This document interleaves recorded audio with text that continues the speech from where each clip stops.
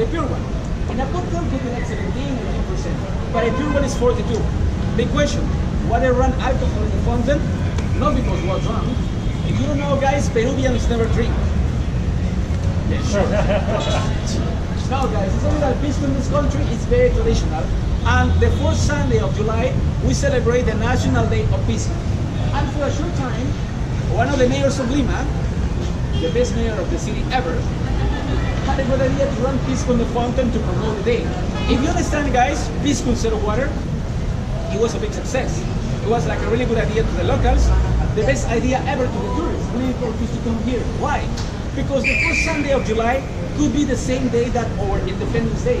The Independence Day of Peru is the 28th of July, so the place was crowded. Because it was the biggest holiday in the country. And people came here, they saw the pisco, they started to stand lines, huge lines with bottles, with glasses to try pisco. But guys, that was a good idea to us. To the police, it was a really bad idea because they had to control all the crowd. And of course, guys, pisco instead of water, it was the worst idea ever to the Catholic Church. The Catholic Church didn't like the idea that the rest of the city was having fun, drinking pisco, when they were in the middle of a mass, so they stopped it. When was this tradition? It was for a really short time, from 2003 until 2010, for example. So today, guys, we are just a bit late. But don't worry, because later, as part of the tour, we are going to have a pisco degustation as well. Now, before we continue, we're not just we're going to visit a small museum over here. Before we continue, guys, do you have any question, anything that I forgot to tell you, or something that you want to know in the area? Thank you. Okay, guys, we're going to continue over there, please. Let's go this way.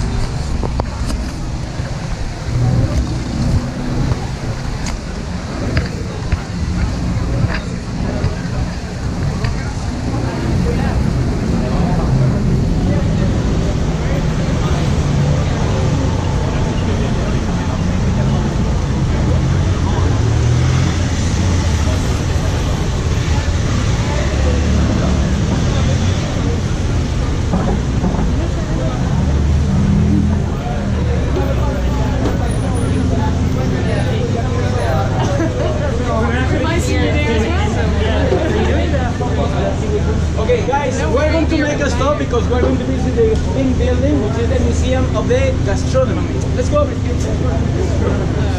We're going to eat.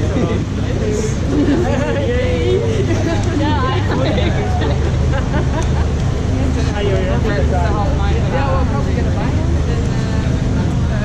or it's already.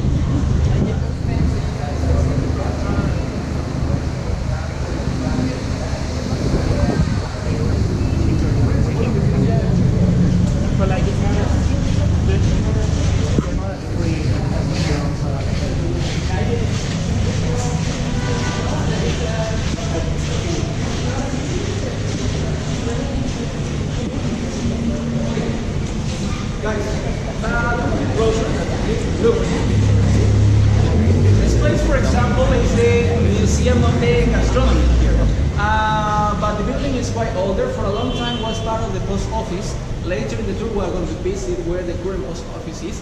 Just to give an idea, for example, if you are in you're staying in Miraflores, right? All of you, or any of you staying in Barranco. You guys staying in Miraflores as well? Staying in Miraflores? Until 15 years ago, 20 years ago, if you were in Miraflores, you could find many houses like this. very old-fashioned houses. What happened? Many companies of construction started to buy the companies, started to buy the properties, not to remodel it, they just bought it to destroy it and started to build flats. Flat to rent it, to sell it, because it was like a good way to make money. People could do that in the Miraflores, in Barranco, in many of the cities, but in many of the neighborhoods of Lima, but not in the city center, because the center is heritage of the city. When you walk over here, maybe you're going to find many old-fashioned houses that now they are McDonald's, Starbucks, Burger Kings, supermarkets, because the government, like all the areas heritage, is not allowed that you can destroy the building and modify the architecture. You can use the building, that's true, but you have to keep it that way. Or for example, some buildings turn into museums, like this one. And like I say, this place is the museum of the gastronomy. In general, to enter to the place, we have to pay like $3. After the tourist tour, for example, you can spend longer time in the downtown, it's a good option. But I have some areas of free, like this one. And bit by bit, we say that the gastronomy in Peru is more important for many things. Some months ago, some of the restaurants in Lima were included in the top 10 of the world. The restaurant Central is located in Miraflores and is considered the number 5 of the world. Or the manager of that restaurant, the chef Virgilio Martinez, was chosen as the number 1 of the world. So we're getting better and better in the gastronomy. And also we say that the gastronomy is important because we got different roots from different parts of the world. We got, for example, different influence from the African slaves that came to Peru. We have a dish called anticucho. I don't know if you tried that before. Anticuchos are this when you try the heart of a cow. You see the faces? You say, no way, I'm not gonna eat that. Who else I saw? So many people, for example, the Spanish, when they hear from the 16th and the 19th century, they used to eat the noble parts of a cow, the back, the legs. Of course, they threw the viscers, the heart. Who picked them up? The African slaves. They were hungry. They tried to pick them up. They tried to cook them as they could. Nowadays, what is anticucho? It's basically pieces of big heart in a stick, green grill, and it's very common in many restaurants of the city. Or we have many influence from Europe, from Italy, for example. Some weeks ago, we got Christmas, and in Peru, we have an Italian cake called panettone, which is very popular here in the city. I guess some of you, not all of you, but some of you spend your Christmas in winter, right? With snow, singing carols, that's very nice. But in Peru, we're in summer. Like we're in summer, people go to the beach. In Peru, you can camp in the beaches. So people take panettone to the beach, with butter, with jam, with some sand sometimes as well. Or we're in the summer sweating in the Christmas meal, but drinking hot chocolate at the same, because that is a tradition from Spain, for example. It's something that we don't try with the Jews, it's just hot chocolate. Comparing with Chile, comparing with Argentina, our neighbors in South America, we don't have a big production of wine, because all the wine, all the grapes here are safe for the pisco. People say that the grapes are very sweet. The wine is very sweet, so not many people like it. So the big production of grapes are safe for the pisco, which is the national drink. We got a Pacific Ocean. It's more common that we have more migration from Asia than from Europe. All the idea with ceviche, the idea with seafood, has a lot of influence of the Japanese cuisine. The sushi, the raw fish. Or in the 19th century, they released the African slaves, and they brought many Chinese people to work in the farms. But later, the Chinese started their own business, restaurants. Who like Chinese food? Guys, if you like Chinese food, sorry, you're in the wrong place, because in Peru we don't have Chinese food. What we have is a type of restaurant with the name Chifa. Chifa is a mixture of both. It's a mixture of Peruvian and Chinese cuisine. They use some Chinese ingredients, but the way to cook is Peruvian. We can walk like, I don't know, 10 blocks from here, we're going to find a place called Chinatown. Even if you go to Chinatown, they don't have Chinese food, they only have chifas. No one in the chifas is eating with the chopsticks. We don't know what is that.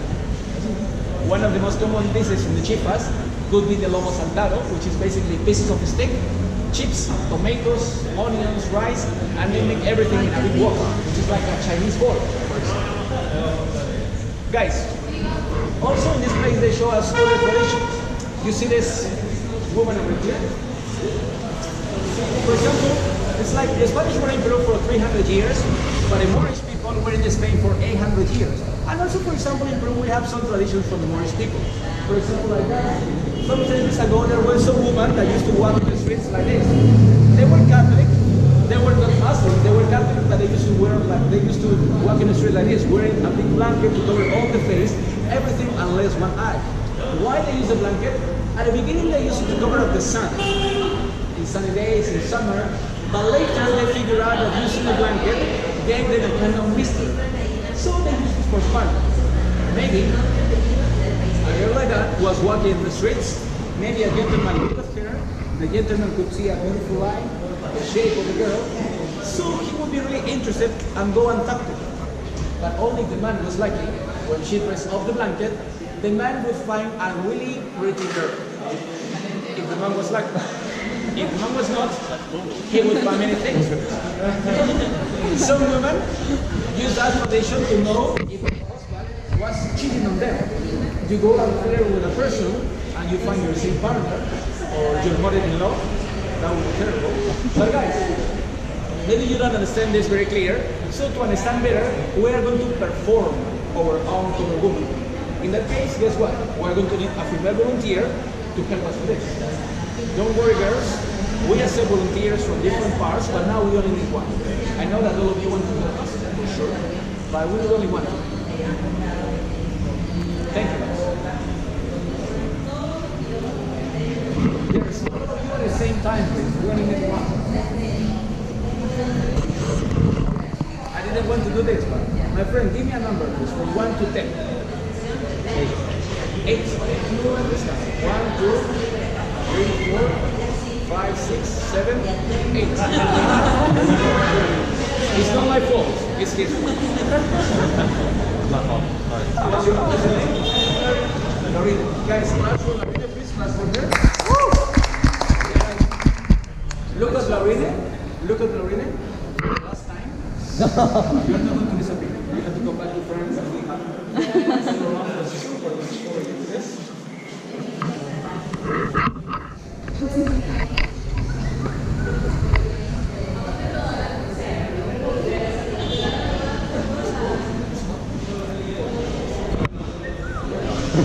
And now guys, let me introduce you Lorena, our cover woman from France. Lorena, you can look all the people from left to right. So guys, you can look at her of course. Guys, maybe today for example Lorena was walking the streets of Lima like any other single day. Maybe a gentleman looked at her, the gentleman would see a beautiful line, was interested, go and talk to her. Maybe Lorena was interested as well, so she could dress up the blanket. And today, guys, the gentleman will be lucky because who will find Lorena? Lorena is clap for her, please. Maybe today, for example, the gentleman will be lucky. He will find Lorena, but maybe she didn't want to go out today. She preferred to stay at home. And the man in the street would find another person. Instead of Lorena, the man would find maybe a woman with just one eye, someone with a police, or something worse. The man would find a big mustache and big beard. Another man using that tradition. Why some men dress up like that? It's because they were like spies. They were like spies dressing up like this. They could go very hidden to many places and then start rebellions in the city for the independence, for example. Now guys, we are going to the corner because we are going to make a stop in St. Dominic Church. St. Dominic Church is one of the most beautiful churches that we have in this country, for example. Let's go over there.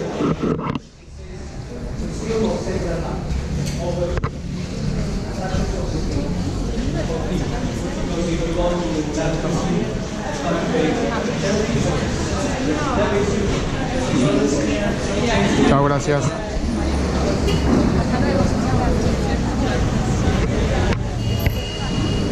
Have breakfast as well.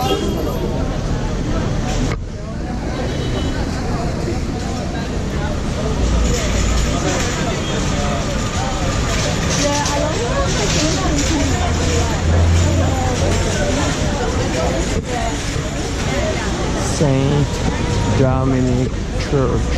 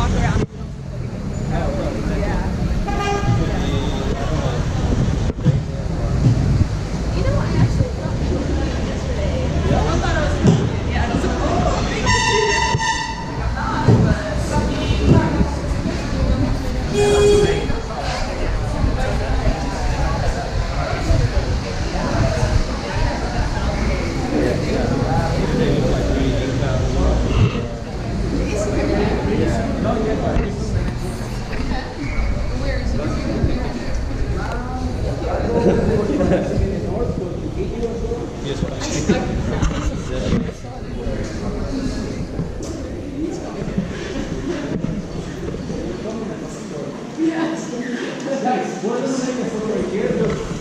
we started the trip in Ecuador, I told you that in Lima we don't have tornadoes, we don't have hurricanes, but this city always has a lot of damage for two simple reasons: fires and earthquakes. In fires, it's like until the first part of the 20th century, for example, we're made of wood. And for different accidents, for different disasters, we got many fires in the past. If you compare to some places like in the columns, you're going to find some signs written in Spanish, sorry, but it's written, don't light candles in the church, or candles are forbidden. And the city, guys, always has a lot of damage because of the earthquakes. Peru is in the South Pacific Ocean, in an area called the Belt of Fire, which is a very seismic area, and it's very common that we have many earthquakes every year. The last earthquake that we had in Lima was like 4 months ago, but it was a small one, like 4 points in Richter scale and lasts like 3 seconds. That is nothing here, because the last strong earthquake in Lima was in 2007, and that was like 8 points in Richter scale and lasts more than 1 minute.